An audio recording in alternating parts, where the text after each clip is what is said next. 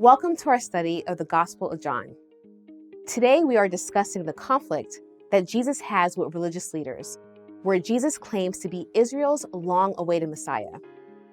After the man from the pool of Bethesda betrays Jesus to the religious leaders, calling him out by name as the man who healed him and told him to carry his pallet on the Sabbath, the religious leaders accuse Jesus of being a Sabbath breaker and plot to kill him.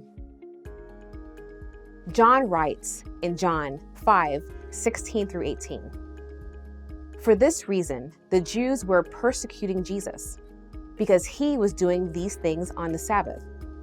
But he answered them, 'My Father is working until now, and I myself am working.'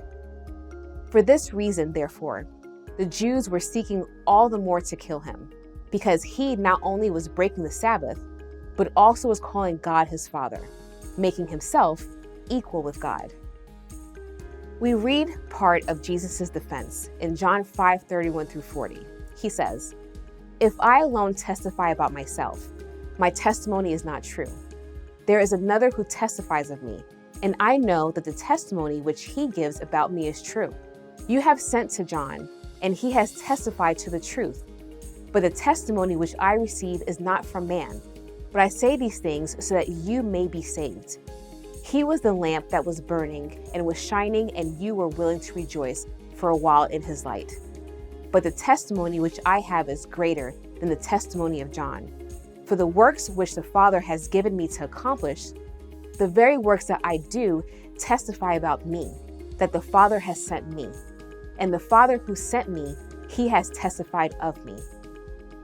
You have neither heard his voice at any time nor seen his form. You do not have his word abiding in you, for you do not believe him whom he sent. You search the scriptures because you think that in them you have eternal life. It is these that testify about me, and you are unwilling to come to me so that you may have life." You would think that the leaders of the religious establishment, having observed this man for years lying helpless at the pool of Bethesda, would be ecstatic about the fact that he can walk. They are not. They are rather angry that this man who is now healed is breaking their legal tradition for Sabbath keeping. This shows us how far they are from the spirit of the law. Jesus keeps the true Sabbath. The religious leaders meticulously keep their traditional interpretations of Sabbath. They are not the same. As we study John 5, 6, 7, and 8, remember to ask, who is Jesus here? What is faith here? What is life here? Let's discuss who Jesus is in these chapters. He makes many bold claims about himself. To name a few, we might consider. In John 5:18, the religious leaders interpret Jesus' words as calling God his own Father, making himself equal with God. We find in John 5:22-23, "For not even the Father judges anyone, but he has given all judgment to the Son, so that all will honor the Son even as they honor the Father." Not to mention John 5:25, "An hour is coming and now is, when the dead will hear the voice of the Son of God, and those who hear will live." In John 6:35, he says, "I am the bread of life. He who comes to me will not hunger, and he who believes in me will never thirst." Following in 6:40 with, "For this is the will of my Father, that everyone who beholds the Son and believes in him will have eternal life, and I myself will raise him up on the last day." And in verse 42, being quoted as saying, "I have come down out of heaven." Jesus cries out in John 7:37, "If anyone is thirsty, let him come to me and drink. He who believes in me, from his innermost being will flow rivers of living water." In John 8:12, Jesus declares, "I am the light of the world. He who follows me will not walk in the darkness, but will have the light of life." And follows up in verse 58, quoting God's self-confession in Exodus 3:14 with, "Truly, truly, I say to you, before Abraham was born, I am." Given that Jesus makes these bold claims about himself, you cannot reject his claims and then say that he is a nice man, or a good man, or a noble teacher, or an upright leader. No. There are only 3 possible claims to make for Jesus. First, you can call him a liar. Second, you can spare his honor and say he is a lunatic. That way, he can be both sincere and wrong. Finally, if you resist these 2 explanations, then you must declare that Jesus is who he claims to be, God in the flesh, the Lord of creation, liar, lunatic, or Lord. Those are your choices. Which do you believe? Now, Jesus does not make these claims without context. Who would believe such madness without some pretty convincing validation? So, when Jesus gets into hostile dialogue with the religious leaders in chapter 5, he gives them 4 witnesses. First, Jesus reminds them, John the Baptist, the great prophet, said, "The most wonderful things about me." Second, Jesus offers, "You have seen and heard of the works that I have done, so many signs and miracles." Third, likely referencing the voice from heaven at his baptism, Jesus adds, "You have the witness of the Father himself, whose word you fail to heed or believe." Fourth, Jesus claims the testimony of the scriptures that he fulfills with double handfuls. Here he gives a powerful insight into scripture, saying in John 5:39-47, "You search the scriptures because you think that in them you have eternal life. It is these that testify about me. Do not think that I will accuse you before the Father. The one who accuses you is Moses, in whom you have set your hope. For if you believed Moses, you would believe me, for he wrote about me.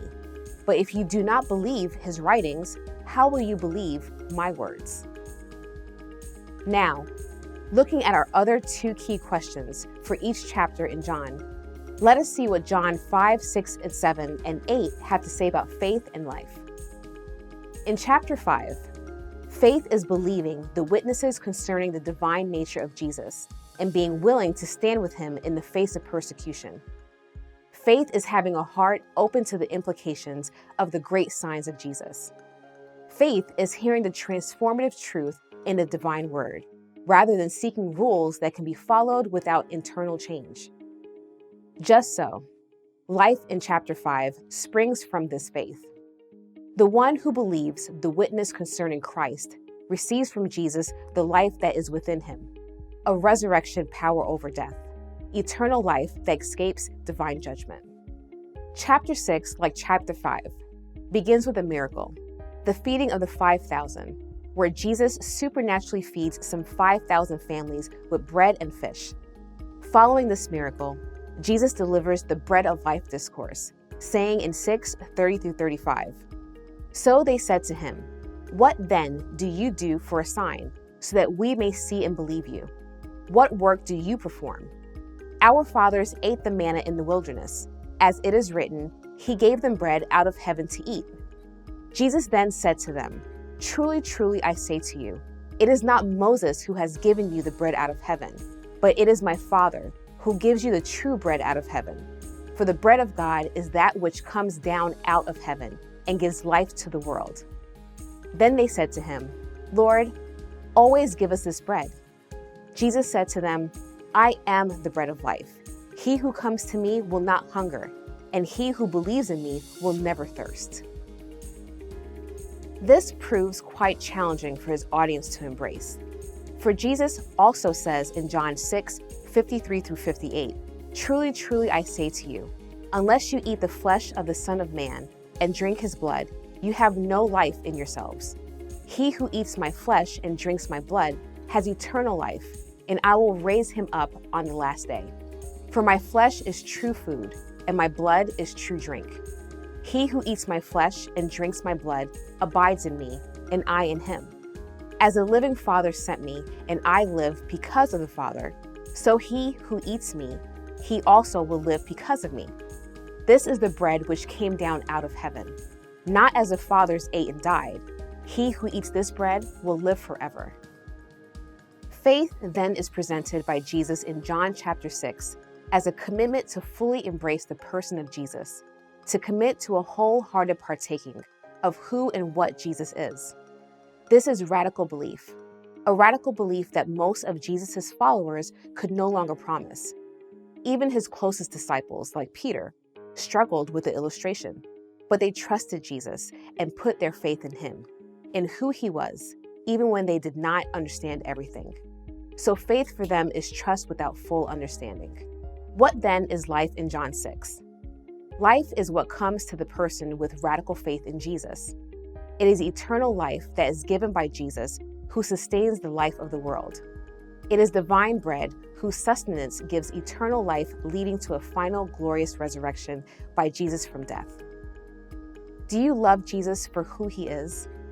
Do you trust him no matter what, even when you do not understand what he is saying in the scriptures, or you do not know what he is doing in your life? Do you only love Jesus when you can figure him out and mold him to your own desires and limit him to your own understanding? In times of doubt or confusion, continue to trust in who Jesus is and press in to know him more, holding fast to him in faith. He will be faithful to open your eyes and give you wisdom in his timing. In chapter 7, Jesus is the prophet without honor in his own home, the David rejected by his Saul, the religious rulers.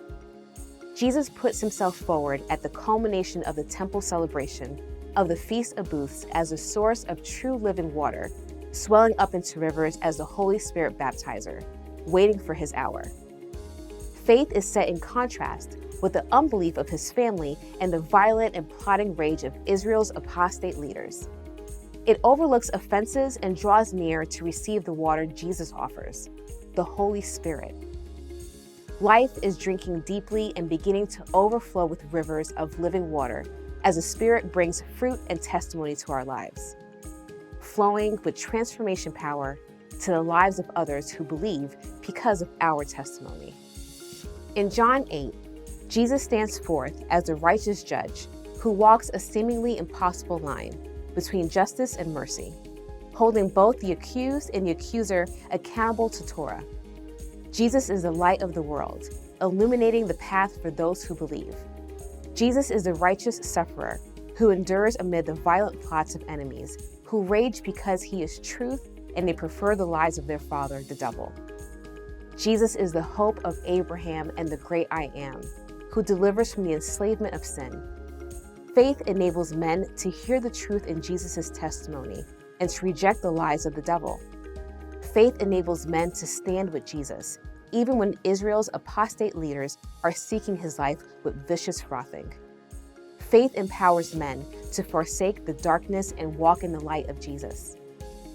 Life is the light of Jesus, the light of life, escaping the whispers of the father of lies, and escaping the road that leaves men dying in their sins.